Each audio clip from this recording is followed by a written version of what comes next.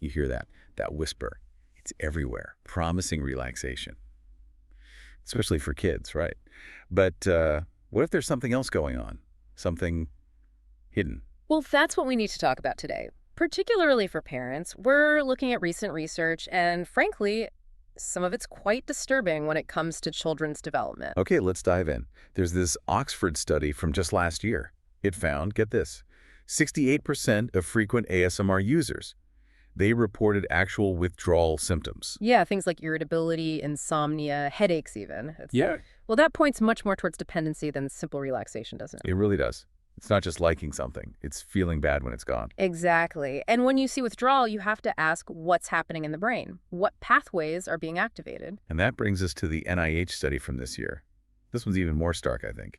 It showed ASMR triggering the same dopamine patterns as nicotine. Nicotine, that comparison is crucial. It highlights that cycle. Quick pleasure, then the brain craving more. It's the signature of addictive potential. So it's conditioning the brain, training it almost. In a sense, yes, especially a developing brain. It's learning to seek out that specific hit, that dopamine release from these sounds. It's potentially a form of neurological conditioning. And who's watching this stuff? This is where it gets really concerning for me. Over 40% of the audience, they're under 13. 13.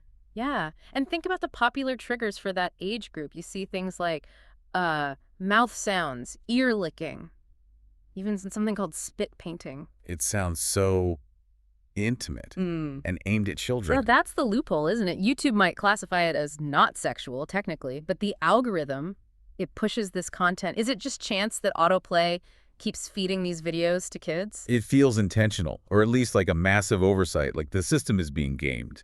Relaxation is the label, but the algorithm delivers something else, maybe something more predatory. Whether intentional by creators or not, the algorithmic amplification is a real issue. The sheer volume of kids seeing this specific kind of intimate trigger, it demands scrutiny. There's a responsibility there. We actually found a clip. It's from a viral ASMR video, supposedly for kids. Just listen to this quick bit. Whispered, "Good girls relax for me." See?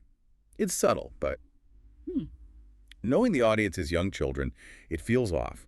So what should parents do if they hear this coming from their kid's tablet? Right. If you recognize that your child is watching a lot of this, maybe showing some of those dependency signs we talked about, you need to act swiftly. We suggest a 72-hour ASMR detox. And based on that NIH data, you should probably expect some mood swings.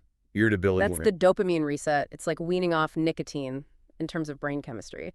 So be prepared for that adjustment period. And then swap it out, right? Find real relaxation techniques. Exactly. Things like float tanks, if accessible, or weighted blankets. These offer genuine sensory regulation without the potential downsides we're discussing. And please report the predatory stuff. If you see ASMR targeting kids with these weirdly intimate triggers or suggestive undertones, report it. They really are banking on parental silence, or maybe just parents not quite understanding what's going on neurologically. It boils down to this. This constant stream of artificial tingles for a young brain. It's not passive. It's conditioning. It's kind of like an audio Skinner box. That's a powerful way to put it. An audio Skinner box, shaping behavior through sound, essentially. Understanding that potential is step one for parents.